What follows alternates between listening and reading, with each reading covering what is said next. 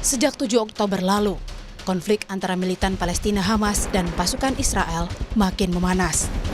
Kepulan asap dan ledakan terlihat di beberapa titik di kota Gaza. Pagi, siang, malam, dampak serangan balik Israel. Kota Gaza luluh lantak. Serangan Israel menghancurkan sejumlah bangunan dan permukiman warga di jalur Gaza. Tentara Israel menyatakan telah menyerang lebih dari 1.000 sasaran di Gaza. Korban saling serang antara Hamas dan Israel mencapai 1.600 jiwa. Dalam serangan yang dilancarkan, Hamas juga menghancurkan sejumlah tank milik Israel. Di tengah gencarnya gempuran pada Senin waktu setempat, Menteri Pertahanan Israel memerintahkan pengepungan total di jalur Gaza. Selama pengepungan, Israel akan memutus pasokan listrik dan memblokade masuknya makanan dan bahan bakar ke jalur Gaza. Selain bangunan rumah penduduk, Rumah Sakit Indonesia di Gaza juga tak luput dari serangan Israel. Akibatnya, sebuah mobil operasional relawan Mercy hangus terbakar dan seorang relawan lokal meninggal dunia. Aryo Brahmantio, mahasiswa Indonesia di Tel Aviv, Israel, menceritakan situasi terkini pada Selasa siang. Semenjak serangan Hamas dan para milisi Palestina lainnya pada tanggal 7 Oktober lalu, hukum militer itu telah diberlakukan di Israel, pengamanan telah diperketat. Pemerintah Israel menghimbau warga masyarakat untuk tetap waspada dan tidak meninggalkan tempat tinggal kecuali sangat terpaksa. Hampir semua kegiatan telah diberhentikan sementara atau dialihkan ke layanan online. Kantor, sekolah, toko, restoran, dan pusat perbelanjaan yang rentan keramaian ditutup. Tapi transportasi umum seperti bus dan kereta api masih diizinkan untuk berjalan dengan kapasitas yang terbatas. Untungnya supermarket dan toko-toko bahan makanan masih dibuka. Masyarakat juga diminta untuk tetap waspada terhadap panggilan dan pasan telepon dan elektronik yang mencurigakan, sebab dikhawatirkan adanya kemungkinan serangan cyber juga. Jadi ini serangan yang sangat terkoordinasi dan sangat presisi, sudah di matang-matang perencanaannya, dan kini kita bisa melihat dampaknya di sini. Duta Besar Palestina untuk Indonesia, Al-Shun, Selasa siang menggelar pertemuan dengan duta-duta besar Arab di Kedutaan Palestina Jakarta. Syahir, keadaan di negaranya semakin sulit dan jauh dari kata bebas. This is the important message for today, that we are also, just to say that struggling and standing and defending ourselves in our own territory and our own cities, our land. And we are having the right according to the international law. Hingga 9 Oktober malam, saling serang antara Hamas dan Israel telah merenggut lebih dari 1.600 jiwa dan melukai lebih dari 6.400 orang, baik dari Palestina maupun Israel.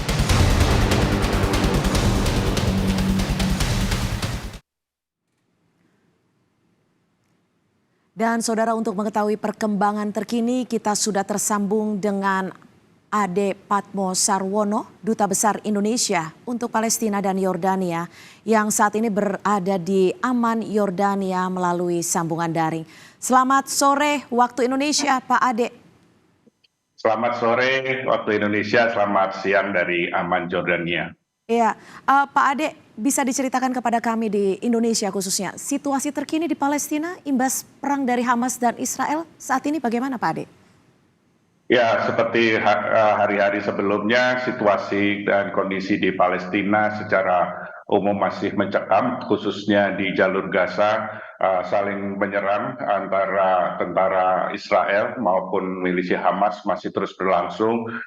Terakhir saya dapat info bahwa Hamas kembali meluncurkan roket-roketnya ke beberapa kota yang berbatasan, kota di Israel yang berbatasan dengan jalur Gaza. Namun juga tentara Israel dikatakan sudah bisa menguasai kembali kota-kota yang semula dimasuki oleh atau diserang oleh Hamas, milisi Hamas.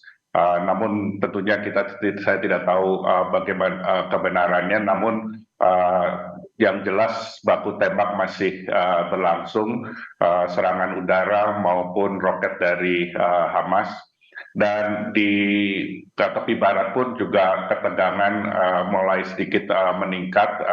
Tentara-tentara Israel melakukan penangkapan terhadap beberapa warga Palestina dan juga menimbulkan korban jiwa. Jadi secara keseluruhan bahwa situasi di Palestina baik di Gaza maupun di West Bank atau tepi barat ini masih tegang dan khususnya di Gaza mencekam.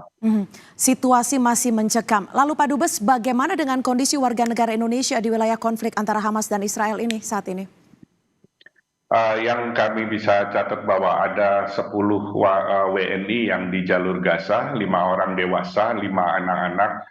Sampai tadi pagi komunikasi kami dalam kondisi aman dan baik, dan mudah-mudahan tetap bisa menjaga keselamatannya, karena serangan udara dari Israel ini tidak hanya mensasar instalasi atau infrastruktur Hamas, tapi juga berbagai perumahan dan juga mendekat dengan penampungan pengungsi yang berada di Gaza. Dan rencananya ada 4 atau 5 satu keluarga dari WNI yang kemungkinan akan melakukan evakuasi. Kondisi mereka saat ini yang warga negara Indonesia di sini saat membutuhkan apa saat ini? Berdasarkan komunikasi yang sempat dilakukan oleh Pak Dubes sendiri. Ya, sejauh ini yang komunikasi yang kita lakukan, ada satu keluarga beringinan untuk melakukan evakuasi karena situasi yang sudah tidak kondusif dan mencekam dan sudah merasa tidak aman, dan terkhususnya kesulitan bahan makanan. Ini yang menjadi isu utama bagi WNI karena Israel memblokade Gaza, dan juga sejak kemarin atau 2 hari yang lalu Israel juga menghentikan saluran listriknya sehingga gelap gulita dan mempengaruhi bagi warga di Gaza.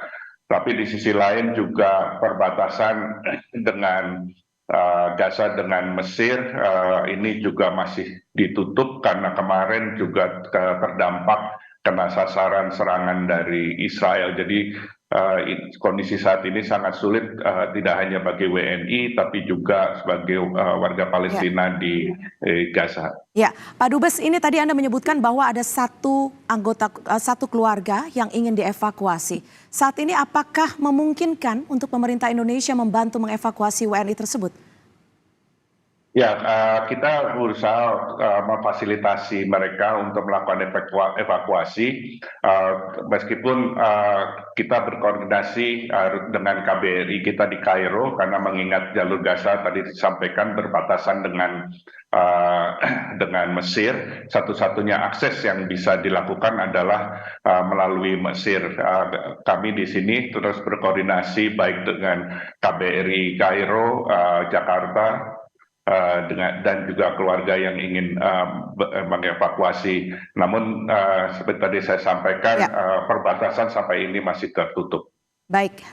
Terima kasih sekali lagi Duta Besar Indonesia untuk Palestina dan Yordania, Pak Ade Patmo Sarwono. Tetap jaga keselamatan Anda dan tentunya kami akan terus mengupdate informasi terkini dari sana. Terima kasih Pak Ade.